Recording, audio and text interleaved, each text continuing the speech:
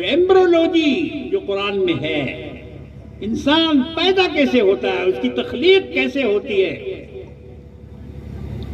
میں اس پر زیادہ بول نہیں سکتا اس وقت، یہ الگ ایک عنوان ہے، الگ ایک موضوع ہے۔ میں کلکتے میں کئی سیمیناروں میں غیر مسلموں کے سامنے، ڈاکٹروں کے سامنے اور دوسرے پڑھے لکھے آزاد کے سامنے اس کو بیان کر چکا ہوں، کرتا رہتا ہوں جی، کہ کیسے انسان اسٹیج بائی اسٹیج ماں کے پیٹ میں تیار ہوتا ہے۔ اللہ نے اس کا جو نقشہ کھینچا ہے قرآن میں، ڈاکٹر اس کو پڑھ کے تعجب کرتے ہیں کہ ارے یہ تو وہ باتیں ہیں کہ جو آج سے 70-80 سال پہلے کسی کو معلوم نہیں تھی۔ کوئی ٹیلیسکوپ نہیں نکلا تھا، کوئی مائکروسکوپ نہیں نکلا تھا کہ جس سے ان جرثومے کو دیکھا جا سکے کہ اس کی تعداد کتنی ہے، کیسے وہ انسان بنتا ہے۔ تو میرے بزرگوں اور دوستوں، ہزاروں ہزار ایمبرولوجسٹ اسلام لا چکا،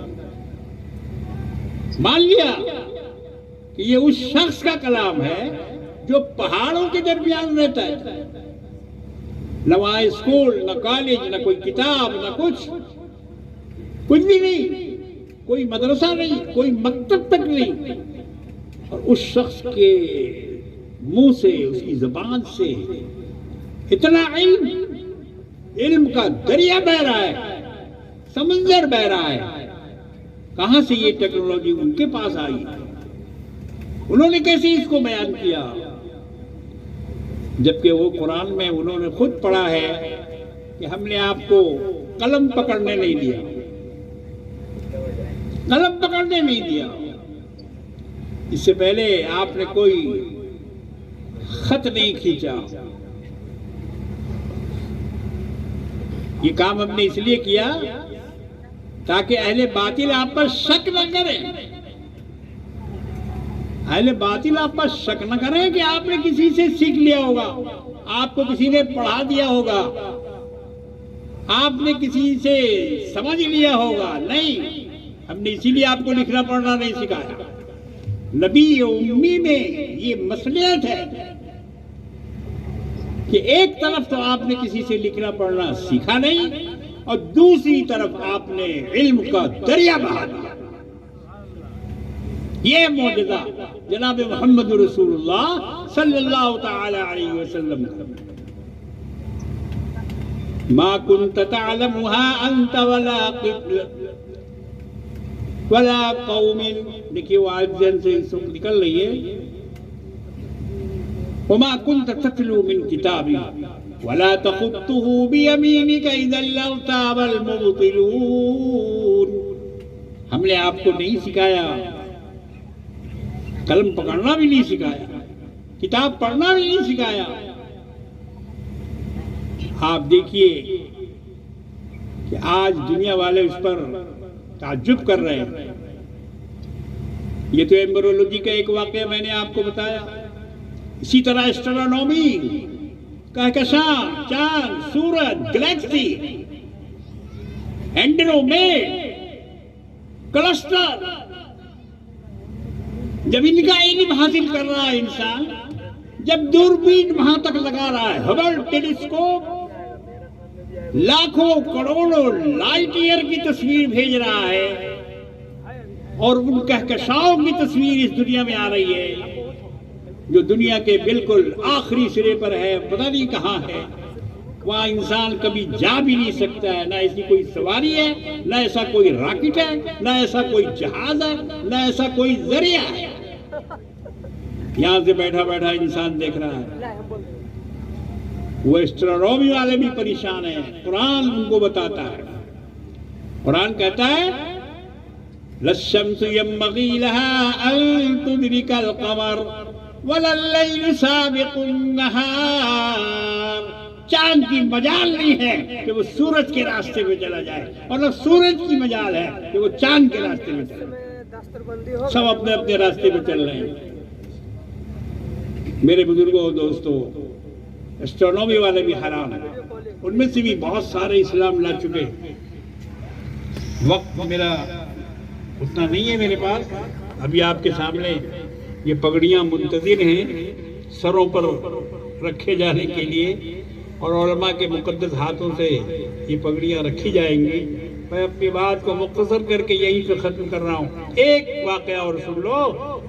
اوسنوگرافی، سمندر کا علم، ماہر بحریات، کتنے سارے ماہر بحریات مسلمانوں، جب انہوں نے قرآن میں پڑھا، کیا پڑھا؟ او کظلمات فی بحر لجی یغشاہ موج من فوقہ سحاب. اس اندھیرے کو قرآن نے بیان کیا جو سمندر کے ڈیپ سمندر میں جو اندھیرا ہے. آج کل انسان ڈیپ سمندر میں پہنچ گیا ہے، بڑے بڑے مضبوط خول والے راکٹ بنا کر وہ ڈیپ سمندر میں پہنچ گیا ہے، کیونکہ اگر وہ مضبوط نہیں ہوگا تو پانی کا اتنا دباؤ ہے سمندر میں کہ اس کی تمام ہڈی چور چور ہو جائے. پانی میں کوئی اتر نہیں سکتا نیچے تک، زیادہ دور تک، مگر مشینیں بنائی اور ان مشینوں کے اندر آدمی کو بٹھایا، ان مشینوں کو اتنا مضبوط بنایا کہ وہ پانی کے دباؤ کو برداشت کر سکے. اور وہاں جا کر انہوں نے تصویر لی، وہاں کا اندھیرا انہوں نے دیکھا تو آ کے بتایا کہ ایسا اندھیرا ہے وہاں کہ جس کی کوئی مثال نہیں ہے. وہاں کچھ سجائی نہیں دیتا، لائٹ کام نہیں کرتی. ان ڈیپ سمندروں میں لائٹ کام نہیں کرتی.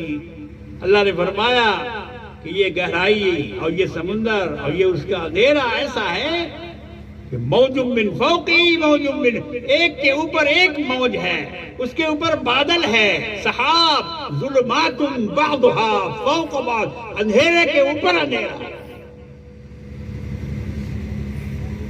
اور ایسا اندھیرا اذا اخرج یدہ لم یکد یراہا، اگر کوئی ہاتھ نکالے وہاں تو ہاتھ کو ہاتھ سجائی نہیں دے گا.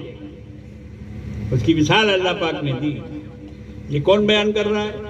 جو سمندر میں کبھی گیا ہی نہیں، جس نے سمندر کا سفر کبھی کیا ہی نہیں. وہ محمد رسول اللہ صلی اللہ تعالی علیہ وسلم کی زبان سے سمندر کے یہ حالات قرآن بیان کر رہا ہے. جب ایک اوشنوگرافک جب اس کو پڑھتا ہے تو وہ تعجب میں پڑ جاتا ہے کہ اس شخص کے پاس یہ علم کہاں سے آیا. وہ تو کبھی سمندر کا سفر بھی نہیں کیے، کبھی کشتی پہ نہیں بیٹھے، کبھی جہاز میں نہیں بیٹھے، اور نہ کبھی ادھر سے ادھر سمندر میں وہ گئے. ان کی زبان سے یہ علم کیسے نکل رہا ہے؟ یہ ڈیپ سمندر کی بات قرآن نے کفار کے ظلمت اور ان کے دل کی گہرائی میں جو اندھیرا ہے اس کو بیان کیا، اس کی مثال سمندر سے دی. یہ آخری بات تھی.